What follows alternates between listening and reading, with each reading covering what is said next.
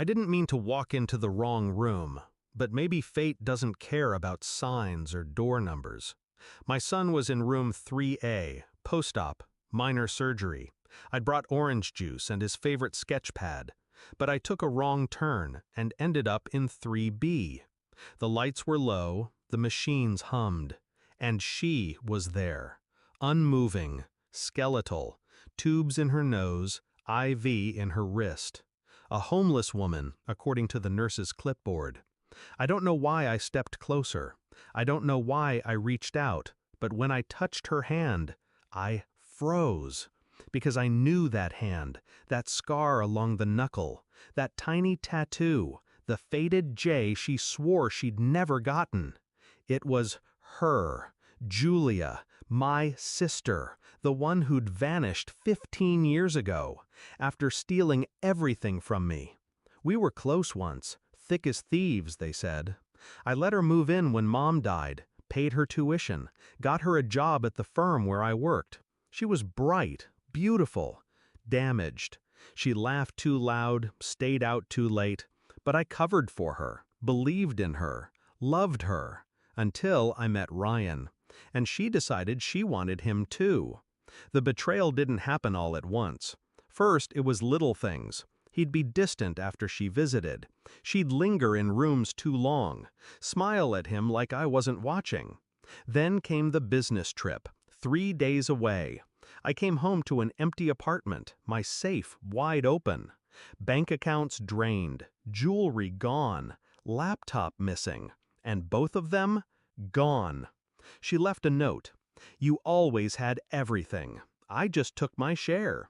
I lost my job because of the data breach. I lost my home trying to pay legal fees. I lost my reputation. Ryan and Julia resurfaced 6 months later in Florida, living under new names, married, pregnant, rich from the company they built on my stolen ideas. I could have gone after them then, but I was bleeding, so I disappeared too, rebuilt from ash, quietly, relentlessly. I started over under my maiden name, worked in shadows, took freelance contracts in cybersecurity, financial recovery, and fraud. I became the one people hired to expose liars like them. And with every project I practiced, prepared, tracked their moves from afar. Company expansions, offshore accounts, shell corporations. Ryan kept things clean, but Julia, she got sloppy. She liked to shop under her original name. She liked to brag. 3 years ago, I got the call. Julia's daughter, Mira, needed a bone marrow donor. Julia had leukemia. Ryan, gone. Took everything, left her with nothing but debt and a kid. Poetic, but not enough. I didn't reach out, not at first. I waited, watched, until I saw Mira's GoFundMe. Her profile picture was a cropped photo of me from years ago.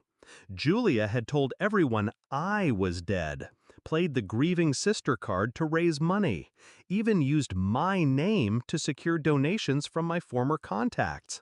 I snapped, but I didn't rage. I moved. First, I contacted every donor she conned, sent proof, logged IP addresses, built the case. Then I tipped off her landlord about the unpaid rent and the suspicious wire transfers. Eviction followed, in 2 weeks. Her daughter was placed into temporary care. Julia missed the court hearing. She was found unconscious in an alley 3 nights later. No ID, no family. Admitted as a Jane Doe. Room 3B. And now, here I was, standing beside the ruins of the woman who set fire to my life. I should have walked away, but instead, I sat down and waited.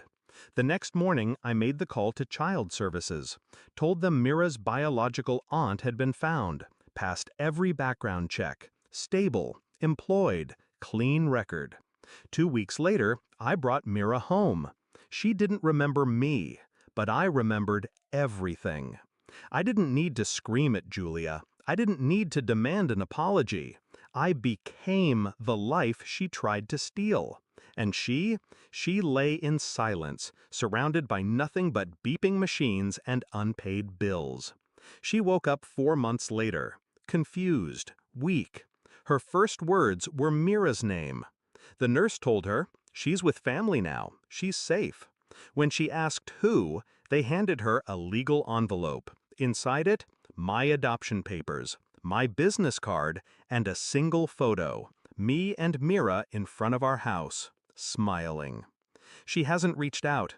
I hope she doesn't, because there's nothing left to say. Revenge doesn't always come with fire and fury. Sometimes it looks like this: quiet, precise, complete. She destroyed my past, so I raised her future. And the woman in room 3B, she woke up to justice.